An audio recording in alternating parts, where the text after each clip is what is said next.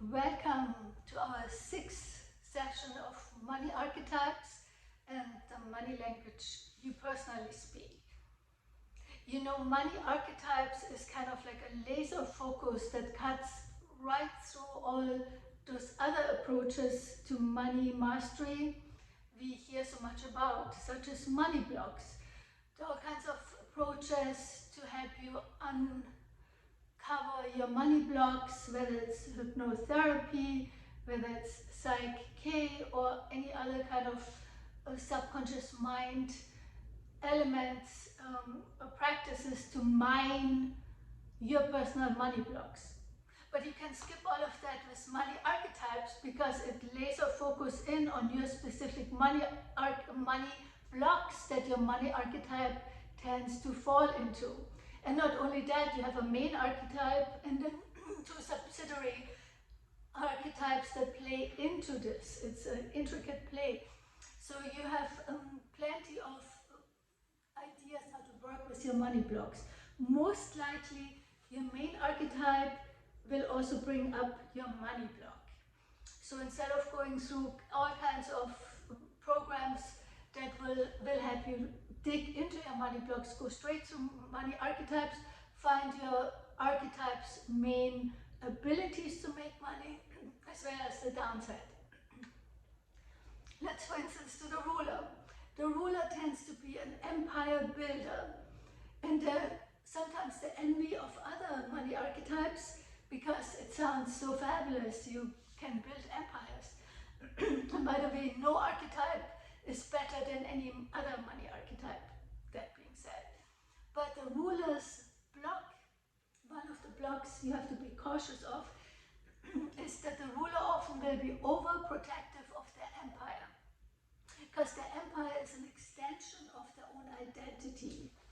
And so sometimes the ruler will go out on a limb to protect their empire without taking a look at what it costs them monetarily.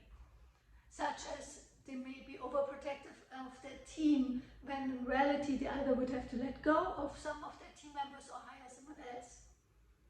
Another possibility is that they have invested in the stock market or in real estate and feel so invested in these physical elements of the empire, they don't see the warning signs and cut their losses when it's time to let go, because their empire is part of their identity. For instance, they may have invested in houses, remodeling houses, but then have way overextended themselves where they're recklessly spending and nothing comes back in. And by the way, all of the money blocks, no matter how you uncover them, have an underlying element of fear, and that is the fear of not being safe. But it plays itself out differently depending what money archetype you are. Another money archetype has a totally different fear. But for the ruler, it's the fear of loss of identity if they let go of part of their empire, and so sometimes they stay overly loyal to the empire and keep the eye on keeping the empire, but don't see that the money underneath it has eroded. Another thing we've done already in this program is look at your last 3 money drama loops. Where in the past have you created a money drama loop? And that will pretty much give you a good idea how your personal block or your archetypes block plays itself out. Then sit back and look where on the loop you are currently. Here's another approach the gurus tell you that will be just supercharged by the money archetypes.